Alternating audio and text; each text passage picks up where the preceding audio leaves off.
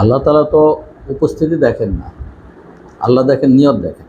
কী উদ্দেশ্যে আসছি আমরা এখানে, তাই না? একটা নিশ্চয়ই অনেকেই তো অনেক দূরের থেকে আসছেন, আপনারা এই গরমের মাঝে আসছেন, যে আমাদের সমস্ত কিছুর উদ্দেশ্য একটাই থাকবে, যে আল্লাহকে সন্তুষ্টি করা। এবং আল্লাহকে সন্তুষ্টি করতে গিয়ে যে সকল উপায় অবলম্বন আছে, তার মাঝে একটা, আমরা যে কোরআনের মজলিসে যে কোরআন থেকে কিছু শিক্ষার জন্য আমরা আসি এখানে, যেগুলো আমরা তথাকথিত বা প্রথাগত যেভাবে আমাদেরকে কোরআন শিক্ষা করা হয় বা শেখানো হয় বা আমরা শিখে আসছি, আসলে এইখানে যে আলোচনাগুলো আমরা চেষ্টা করি করার জন্য, আল্লাহ পাক তৌফিক দিয়েছেন বা আল্লাহ তৌফিক দিলে আমরা করতে পারি, তো সেইটা কিন্তু আমাদের অধিকাংশরই বেশিরভাগ কিন্তু অজানা ছিল। এই ইয়ের মাধ্যমে, এই প্রোগ্রামের মাধ্যমে কিন্তু আমরা অনেক কিছু জানতে পারছি, যে কোরআনে আল্লাহ তাআলা এই জিনিসগুলো সেটিংগুলো করেছেন এইভাবে।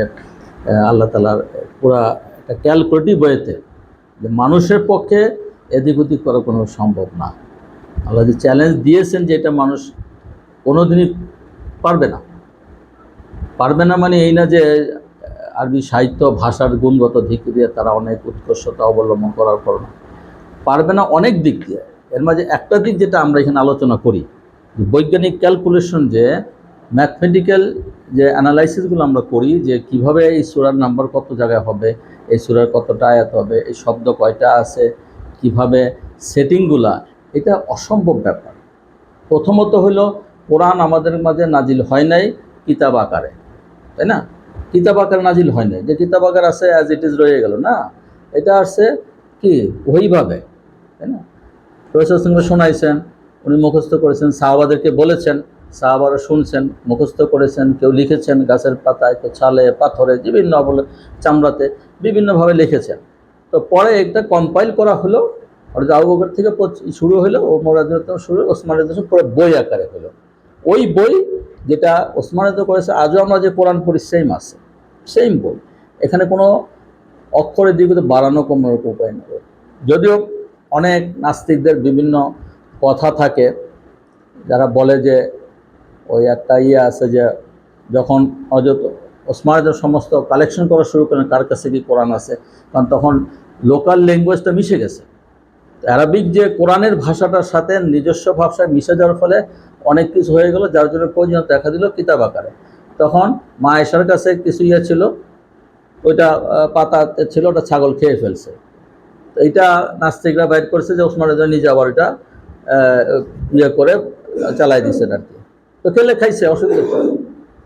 হাফেজের ভিতরে তো কোরআন খাই ফেলায় নাই, তাই না? হাফেজকে শুনছে। নাস্তিকরা যে কথাবার্তা বাইর করে জবাব দেয় না কেন? ভাই খেলে খাইছে, ছাগলে পুরা কোরআনই খাই ফেলছে, যত পাতা মাতা সবই খাই ফেলছে, সিনার ভিতর তো আছে, তো শুনছে, লেখছে। একজন হাফেজ যদি বললো 10টা হাফেজ থেকে নিছে, ক্রস করছে, অসম্ভব তো করতেই পারে না। নাস্তিকের কথা বলে আমাদের হুজুরে জবাবই দেয়, যত জানতে হবে। আর নাস্তিরা পড়াশোনা করছে, আমাদের হুজুরে পড়াশোনা করে। ওরা পড়াশোনা করে কি জন্য? ভুল বাইর করার জন্য, ইসলাম বিদ্বেষী মনোভাব নিয়ে। তা আমাদের কাউন্টার করে যে আমাদের হুজুরদের আগে আসতে হবে। তা আমরা কথা বলছিলাম, যে আজকেও বলছি, যে ইমাম সাহেব নামাজ পড়ে, আমরা তো নামাজ পড়ি। তা আমরা নামাজ পড়ে, আমরা আমার প্রফেশনে গেছে, ডাক্তার উনি গেছে, বিজনেসে উনি সবাই গেছে, ইমাম সাহেব কী করে? উনি তো নামাজ পড়লেন, আমরা তো নামাজ পড়ছি, তা আমরা তো আমরা যা যা কাজে গেছি, ইমাম সাহেব কোন কাজে গেছে বলেন? প্রত্যেকটা মসজিদ যে আপনার খোঁজ নেন, দুজন হয়তো আল্লাহ ব্যতিক্রম আছে, ওনারা কিছু করেন না। ওনাদের প্রচুর অবসর সময় ছিল, কোরআন নিয়ে গবেষণা করার সময় ছিল, কোরআন নিয়ে অনেক কিছু করার ছিল, কিন্তু ওনারা করেন না, খায় দায় ঘুমায়। হবে না তো এইভাবে ইসলাম প্রচার হবে না, মানুষ জানবে না। আজকে কেন 90% মুসলমানের দেশে কেন মাত্র 5% কোরআন পড়তে পারে? কেন? তাদের জন্য আজকে পারে নাই, ওনারা করেন নাই। মেহনত করেছেন মাদ্রাসার ভিতরে, ওইটুকু শুধু হাফেজ বানিয়েছেন, আলেম বানিয়েছেন, সবই বানিয়েছেন। সাধারণের মাঝে আসে নাই, কোরআন পড়তে পারে না। চিন্তা করা যায়? বরং এই মুসলমানের দেশে আমরা সবচেয়ে দুর্বল মুসলমান, অমুসলিম দেশে যারা মাইনরিটি তারা সবচেয়ে শক্তিশালী মুসলমান। আপনি হিসাব করে দেখেন, যে কোনো অমুসলিম দেশে যারা মাইনরিটি, তাদের এক্সিস্টেন্সের জন্য তারা কোরআন ভালোভাবে শিখছে, তারা কোরআনকে ধরে আছে এবং তারা ডেভেলপ করেছে, ইসলাম তারা ভালো জানছে। আমরা তো ধরে নিয়েছি যে কি বাবা মুসলমান, আমিও মুসলমান হয়েছে চলছে, ইমাম সাহেব মনে করছে আমার দায়িত্ব শেষ, মসজিদ নামাজ পড়ানো, আর কাজ নাই।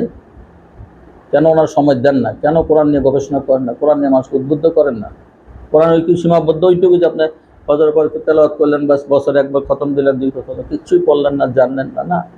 তো আমরা চেষ্টা করছি, আমরা তো বড় আলেম না, আমরা মাদ্রাসার ব্যাকগ্রাউন্ড থেকে পড়ে আসি নাই, আমরা আমাদের জেনারেল লাইন থেকে আমরা যেটুকু পড়াশোনা করছি, নিজেরা পড়াশোনা করছি, অন্যদের থেকে শুনছি, জানছি, চেষ্টা করছি মানুষের মাঝে দাওয়াতটা পৌঁছে দেওয়া, যে দেখেন কোরআনে এগুলো আছে, এগুলো আপনাদের জানানো হয় নাই। আমরা চেষ্টা করছি এটা আপনাদের তুলে ধরার জন্য, আপনাদের উদ্বুদ্ধ হন, অনুপ্রাণিত হন, আপনার তখন আগ্রহ সৃষ্টি হবে, আচ্ছা তাই তো, এগুলো কোরআনে আছে, আমরা চেষ্টা করি না কেন? আমরা তো জানি নাই, আমাদেরকে জানানো হয়নি। আমাদের আজকে যেই সিস্টেম আমাদের চলতেছে, পীর সাহেবদের ওয়াজিফা নিয়ে তারা আছে, কোরআন নাই, মাজার তো ভ্রান্ত, ভণ্ড সব, এই কি বলে মাজার পূজারী, জিন্দা পীর, মৃত পীর, সবার কাছে চাইতেছে, সবাই ছেড়ে করতেছে লিপ্ত, কোরআন নাই। তবলিগে আছে, ইসলামের প্রচার আছে কিছুটা, কিন্তু কোরআন নাই, উইদাউট কোরআন প্রচার চলতেছে। আল্লাহ তাআলা যে রাসূলকে বললেন, আউযু বিল্লাহি মিনাশ শাইতানির রাজিম, বিসমিল্লাহির রহমানির রহিম, ফাযাক্কির বিল কোরআনি মান ইয়াখাফু ওয়াইদ। আপনি মানুষকে কোরআন দিয়ে উপদেশ দেন যারা আমাকে ভয় করে, আমার সতর্কবাণীকে ভয় করে। আমরা তো সেটা করি না, তারা তো সেটা করছে না। কোরআন দিয়ে বলেছে উপদেশ দিতে, কোরআনে আমরা কি আয়াত মানি, শুনি, জানি? কিছু তো জানতাম বা তাহলে আমরা কিন্তু মানতাম। কোরআন ধরেই না ওরা, পড়েন সব পাবেন, ব্যাস। অর্থ জানতে চেষ্টা করেন না, গুমরাই হয়ে যাবেন। কোরআনের অর্থ জানা পড়াশোনা করলে গুমরাই হয়ে যাবে। আর বিধর্মীরা, খ্রিস্টানরা কোরআন অর্থ বুঝে পড়ে মুসলমান হইতেছে, তো গুমরাই কারা হইতেছে? আমরা না পড়ার কারণে, না বোঝার কারণে আমরা গুমরাই হচ্ছি। আর তারা প্রত্যেকটা আয়াত, প্রত্যেকটা জিনিস তারা পড়াশোনা করে, বুঝে, ব্যাখ্যা করে করে আজকে বুঝে সত্য উপলব্ধি করার পর তারা মুসলমান হচ্ছে। আর আমাদের কাছে কোরআন আছে, আচ্ছা আমরা পড়ি, সব পড়বো আমরা, এইটা পড়বো, এটা তাকে রেখে দিব ওই বছরে একবার, সবে বরাতের দিন, সবে কদরের দিন, বা মা বাবা মারা গেলে তাদের উসিলে কিছু পড়া হয়, এই তো কোরআন। ভিতরে পড়ে দেখলাম সারা জীবন চলে গেল, পড়ে দেখলাম যে আল্লাহ তাআলা কি বলেছেন, কি আদেশ দিয়েছেন, কি নিষেধ দিয়েছেন, কি আমার করণীয়, কি আমার বর্জনীয়, কিছুই পড়ব।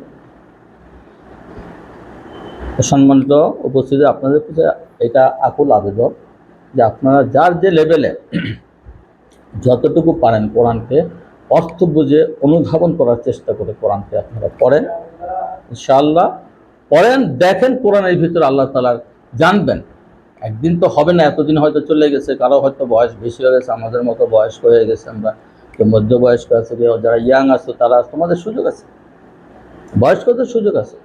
কোরআন এমনই জিনিস, নির্দিষ্ট একটা গণ্ডির মাঝে নাই যে এই বয়সে শুধু পড়বে, মৃত্যুর আগ পর্যন্ত কিন্তু আমাদের কোরআন পড়তে হবে। এবং চেষ্টা করেন, যেভাবে আমরা চেষ্টা করি এটাকে বিভিন্ন সূরার মাধ্যমে, বিভিন্ন গাণিতিক বিশ্লেষণের মাধ্যমে আপনাদের সব বলছি, আপনারাও দেখবেন যে পড়বেন, তখন আগ্রহ বাড়বে, সৃষ্টি হবে, এবং আপনাদেরও তখন পড়ার মজা পাওয়া যাবে। তাহলে মজা আসবে না? আমি অর্থই বুঝি না, কী মজা করবো?